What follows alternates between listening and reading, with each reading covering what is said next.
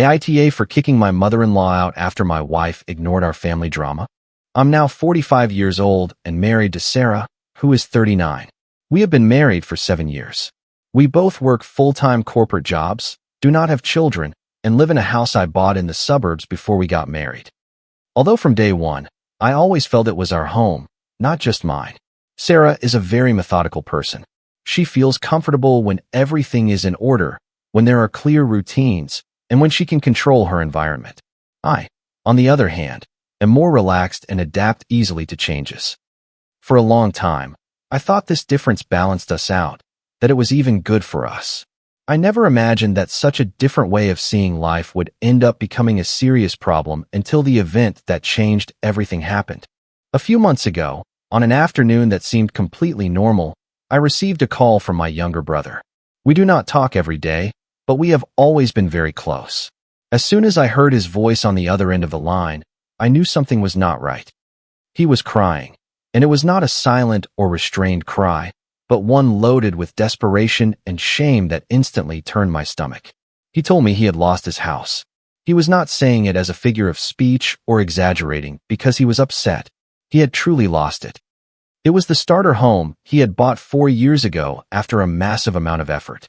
For years he worked overtime at the plant, saved every dollar he could, and gave up many things just to have a place of his own.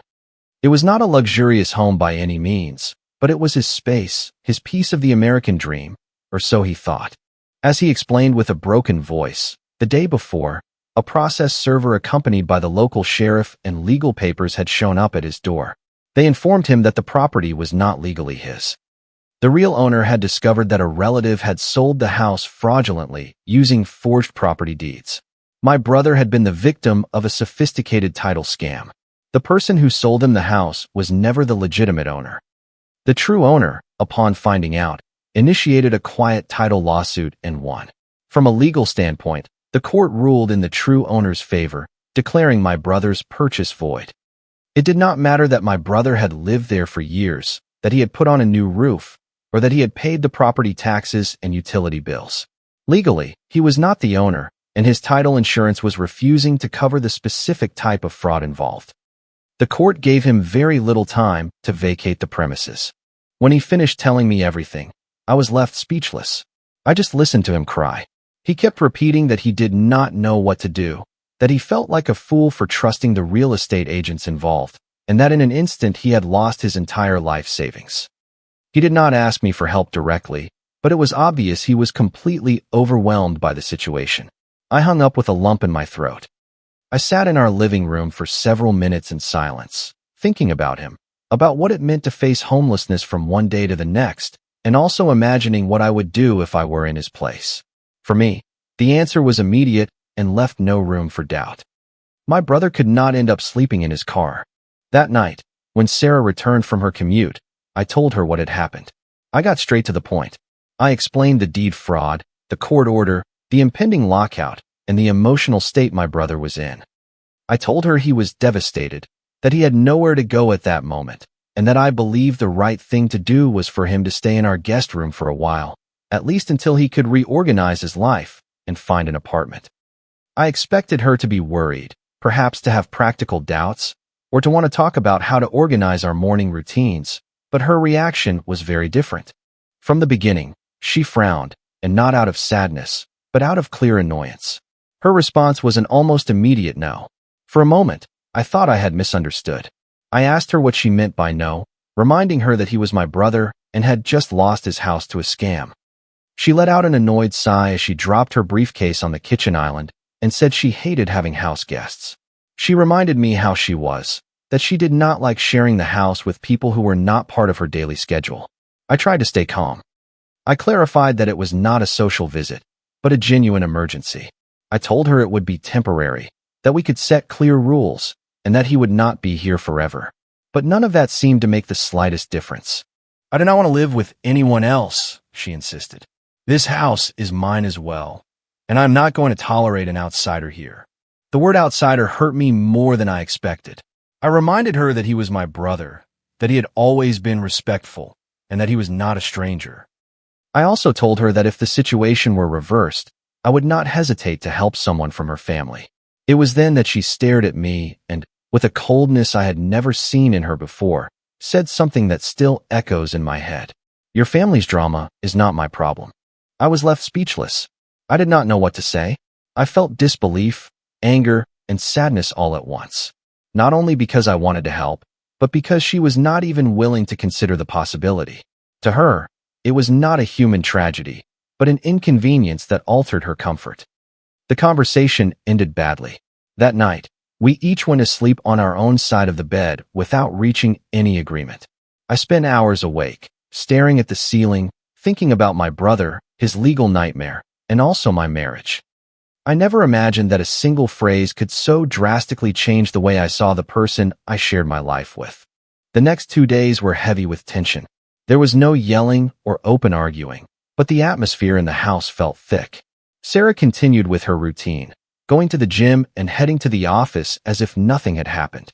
I, on the other hand, could not get my brother out of my head. He called me several times, not to ask for help directly, but to tell me how the packing was progressing, how difficult it was to find a short-term lease with first and last month's rent required, and how expensive everything was in our current housing market. He tried to act strong, but his voice betrayed him. He was exhausted, both emotionally and physically. After one of those calls, I hung up and sat in silence. It was at that moment I remembered something important, which in the midst of all the conflict I had overlooked. I had another house. It was no secret. It was a property I had bought years ago as a real estate investment on the other side of town. It was a large 2-story house, located far from where Sarah and I lived. For a while now, it had not been generating rental income for me because I had let Sarah's mother live there. Her mother had lost her own house in a bank foreclosure. As I was told back then, she stopped paying her mortgage for several months and the bank eventually foreclosed on the property. I did not investigate the financial details too much, but the result was clear. She lost her home. When that happened, Sarah asked me for help. She explained that her mother could not afford current rental prices and was going through a very difficult time. I did not hesitate for a second. I offered her that investment property without charging a single dollar in rent. We did not sign any formal lease agreement or involve real estate agents. I simply handed her the keys and told her she could stay as long as she needed to get back on her feet. That house had something unique and very important. It was zoned and divided into 2 completely separate units. In practice, the first and second floors functioned almost like 2 different apartments. The second floor of that house had its own outside entrance with an independent wooden staircase. It did not share a kitchen, bathroom, or even a heating system with the downstairs area. Essentially, 2 people could live there hardly ever seeing each other. When I realized that, I felt I finally had a logical and fair solution. That same night, I spoke with Sarah again. This time I made an effort to explain myself with complete calm. I clarified that I was not proposing that my brother live with us in our primary residence. I told her he could stay in the other property, the same one where her mother was currently living. I detailed the layout, the separate living spaces, the different access points, and the fact that they would have almost independent lives. Your mom would continue exactly as she is now, I told her. My brother would use the second floor, which has its own entrance. They would not really have to interact or live together. I thought that at least this would open the door to an agreement, but her reaction was even harsher than before. She looked at me with a clear expression of annoyance, as if my proposal were almost a sign of disrespect. No, she said again. My mother does not have to live with anyone. I tried to explain that it was not living with someone in the traditional sense, that it was a temporary fix, and that we were talking about a real housing emergency. Sarah crossed her arms and cut me off mid-sentence.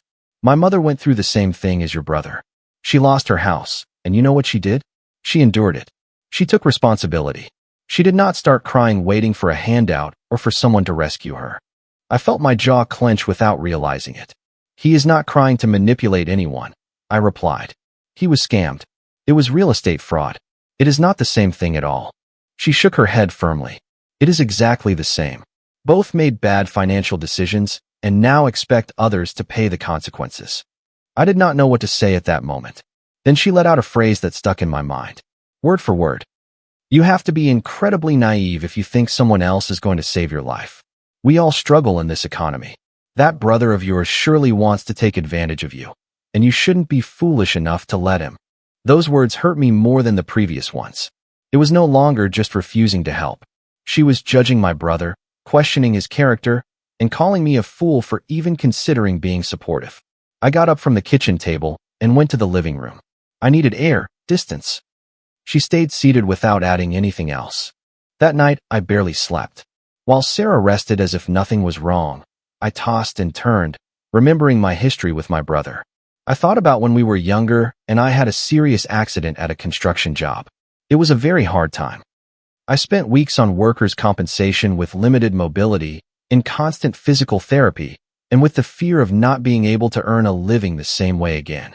Our parents had already passed away, and several friends stopped coming around when I could no longer go out to the bars or be fun. The only one who did not leave my side was him. I remember entire nights when he stayed with me in my cramped apartment, sitting in an uncomfortable chair just to make sure I took my medication and did not need anything. He helped me get up, eat, and even navigate the bathroom when necessary. He never held it against me or treated me like a burden. I also remembered the cash he lent me to cover groceries when my bank account was overdrawn, and how he helped me start over when everything looked dark. He did not do it out of obligation, but because we were family. Comparing those memories with Sarah's attitude made her coldness weigh on me even more. The next day I tried to talk to her one more time, hoping she would reconsider. I told her this was not just about real estate or my brother, but about core values, about how we respond when someone we love loses everything. She was blunt. "I do not want him living on that property," she repeated. "I do not want the liability. I do not want responsibilities that do not belong to me." At that moment, I understood she was not going to change her mind. I felt torn between my role as a husband and my role as a brother. But another question also began to circle my mind, one I had never seriously asked myself. What kind of person had I legally tied myself to? If faced with something like this, her reaction was pure contempt. That night, after another devastating call from my brother, I made a decision. It was not an outburst or something born of a heated argument. On the contrary, it was a calm, thoughtful determination based on everything he had done for me and what I was seeing now in my own marriage. I decided to act. After a final attempt at conversation with Sarah that led nowhere, I went into my home office. I was not raising my voice, but I was completely resolute. I knew that if I did not do something, my brother would end up draining his remaining savings on extended stay motels, while someone else occupied a house that was legally mine without contributing a dime to the property taxes or upkeep. I picked up my phone and called David, my real estate attorney. We had worked together before on closing documents and property matters, so he knew my portfolio well. "Hello, David. We have a situation," I told him straight out. "There is someone living in one of my rental properties, and I need to terminate their tenancy. My brother is going to stay there for a while. I want to serve a formal notice to vacate." There was a brief silence on the line. "The two-story duplex?" he asked. "Doesn't your mother-in-law live there?" I took a deep breath. "Yes, it is her, but that does not change anything regarding the title right now. It is my property, there is no lease, and I need it vacant as soon as legally possible." He hesitated for a few seconds. "Legally, she is a month-to-month tenant at will. We can serve her with a 30-day notice," he replied. "But as your counsel, I have to warn you that this is going to cause a massive family conflict." "I know," I answered. "Just draft the paperwork and have the process server deliver it." "All right, I will handle it today." I hung up without adding more. I felt neither joy nor relief. Just a strange calm, the kind that arrives when you have already accepted a difficult reality. A few minutes later, I made another call, this time to Sarah's mother. It was not a legal requirement, but despite everything, I wanted to handle it directly one last time before the papers arrived. She answered quickly. "Good afternoon," I started. "I wanted to talk to you about something important regarding the house." She did not let me finish. "I already know why you are calling. Sarah texted me everything, and my answer is absolutely not. I value my privacy. I do not want that guy on the property, no matter how much of a brother he is to you." I felt the tension in my jaw, but I kept my voice perfectly steady. "I understand your position. I just wanted to confirm your decision personally before taking the next step." "There is nothing else to discuss," she said confidently. "That house is my home now, and I will not share the driveway or the yard with anyone." I took a brief pause before answering. "Perfect. That was what I needed to know. Thank you for making your stance so clear, I said before hanging up. There were no shouts or threats, just a dry and direct coldness. And strangely enough, that finally convinced me that I was doing the right thing. There was no room for dialogue or even a little empathy, only rigid demands from people living on my dime. The following hours passed in silence. I worked from home and kept my mind occupied, although I knew that at any moment Sarah would find out everything. That same afternoon, she came through the front door beside herself. She slammed the door, dropped her bag on the sofa, and looked at me with wide eyes, full of rage. "What did you do?" she practically yelled. "My mother just called me crying hysterically. A process server just handed her a legal notice to vacate. Do you know anything about that?" I looked at her calmly. I felt no need to raise my voice. Yes, I instructed my attorney to terminate her tenancy. Her expression went from shock to total fury. "Are you out of your mind? She is my mother, and that is my family's safe haven." I replied, "My brother needs a place to stay." She started pacing back and forth across the hardwood floor, waving her hands nonstop. "Do you realize what you are doing? Are you trying to make an older woman homeless?" "No," I corrected her. She had time and options. I offered a compromise. She decided not to accept it. My brother literally does not have a roof over his head right now. It does not seem fair to me that he is looking at homeless shelters while your mother lives comfortably in a property that I pay the mortgage on, without contributing anything. "You cannot compare the two," she replied. "My mother's situation is different." It is not. They both lost their houses. The difference is that I tried to help both, but only one was willing to accept a reasonable compromise. She looked at me with a contempt I had never seen before. "You are completely heartless. How can you do this to your own mother-in-law?" The question came out on its own. "And how can you ask me to abandon my own brother? How can you call him a user without truly knowing the legal nightmare he is facing?" That was what made her explode completely. She started insulting me nonstop. She said I was selfish, cruel, and entirely unreasonable. She claimed I had always put my family above our marriage and that I was destroying our future for someone who, in her opinion, should just figure it out on his own. I did not respond to the verbal attacks. I just sat there and listened. When she finished venting, I took a deep breath. I am not destroying anything. I am just acting according to what I consider morally right. She shook her head, with tears of anger in her eyes, but without an ounce of doubt. "I hope you regret this. I hope that when you hit rock bottom and need help, no one gives you a single cent." I stared at her, and for the first time since this all started, I felt absolute clarity. "I am sorry," I told her, "but your family's drama is not my problem." Upon hearing her own words thrown back at her, she stood frozen for a few seconds. Her face changed. The anger transformed into something more calculated, as if she were desperately reorganizing her next move. "Okay, wait," she suddenly said. "Let's just do what you proposed at the beginning. Your brother can take the second-floor apartment, and my mother will stay on the first floor." Her voice was softer, but it did not sound like a sincere agreement. It sounded like panic. I watched her carefully. I understood she was not speaking from a place of fairness, but because she saw she had lost all leverage and control of the situation. "I am sorry, Sarah," I replied, "but my brother is going through a lot and is uncomfortable with difficult neighbors. I prefer him to have the entire property to himself." She looked at me as if she could not process the English language. "What did you just say?" "I said that I do not want him to share the property with anyone." She took a step toward me, completely beside herself. "Stop repeating my own rules back to me. Stop imitating me. You are being completely irrational. You are enjoying doing this to us." I did not raise my voice. "Yes," I said. "I am finding a certain peace in seeing people face the natural consequences of their own lack of empathy." Her eyes flew open. "You are crazy. Completely out of your mind." She did not wait for an answer. She turned around, grabbed her keys, and left the house crying. The heavy front door slammed shut. The silence that remained was thick, but for the first time in days, I did not feel confused. About 2 hours later, my phone rang. It was David. The notice was officially served. He informed me in a professional tone. "But you should know, your mother-in-law decided not to wait out the 30 days. She packed several suitcases and is currently standing in the driveway waiting for your wife to pick her up. She said she refuses to stay where she is being disrespected." I felt neither joy nor guilt, just a sort of neutrality. Perfect. That saves us a court date. Thank you for your work, David. I hung up. Sarah did not return to our house that night.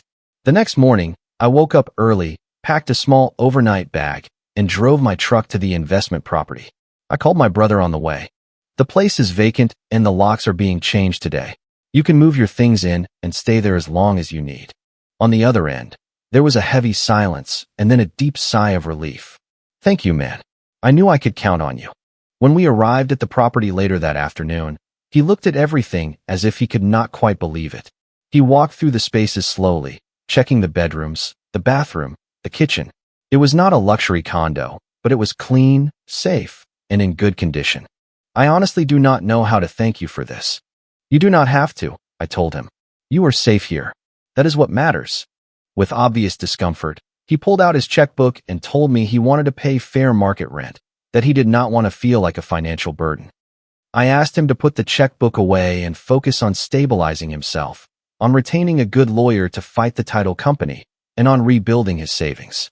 This is not a charity case, I clarified. It is family. He nodded with damp eyes. We said goodbye shortly after. On the drive back to my neighborhood, I thought about everything that had happened over the last week. I felt no regret. I knew that after that day, my marriage would never be the same. Update. Several weeks have passed since all the legal drama went down. Many people in our social circle asked me how the story ended, so I will summarize the current situation. I am proceeding with a divorce, and I am actually doing much better. After that day, Sarah never moved back into our primary home. First, she stayed with a coworker, and then rented a short-term apartment with her mother. During the first few days of separation, Sarah tried to contact me incessantly. She did not do it to reflect on her behavior or apologize, but to pressure me and demand that I let her mother move back into the downstairs unit. When she finally understood that I was not going to back down and that the locks were permanently changed, her attitude shifted. First came constant text complaints, then angry voicemails, and finally, she started with intense emotional blackmail. She kept repeating that I had ruined a 7-year marriage over a house, that I was a cruel person, and that no husband in his right mind would evict his own mother-in-law. At no point in any of those messages did she mention my brother, nor the massive fraud he was recovering from. Everything revolved entirely around her comfort and her mother's pride. That was what finally opened my eyes. The core problem had not been born with this real estate conflict. It had simply always been there, hidden behind her need for routine, and I had been too blind to see it. Shortly after, I retained a family law attorney and filed for a no-fault divorce. It was not an impulsive reaction or an act of petty anger, but the logical consequence of everything I had realized. I accepted that I was legally bound to someone who only practiced empathy when it benefited her, who saw offering a helping hand as a sign of weakness, and who viewed family solidarity as a financial burden. The legal process is still ongoing, but because we live in a state with clear property laws, it has not been particularly complicated.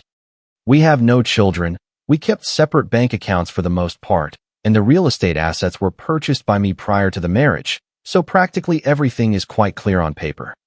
She has tried to portray herself as the ultimate victim to our mutual friends, but honestly, it no longer affects my mental health.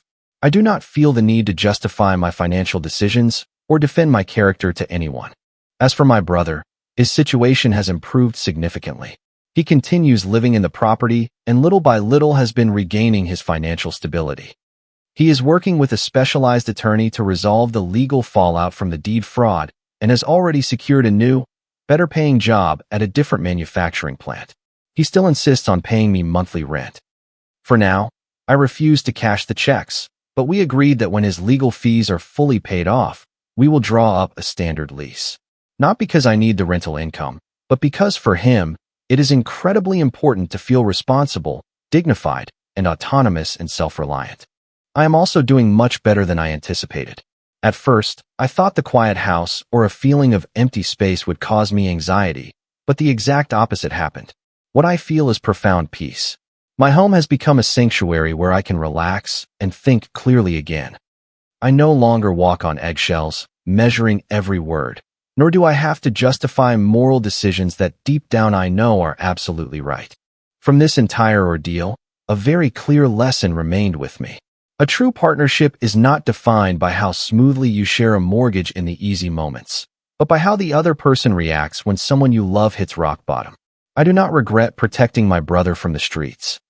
Nor does it weigh on my conscience to have enforced strict boundaries, even if that meant the end of my marriage.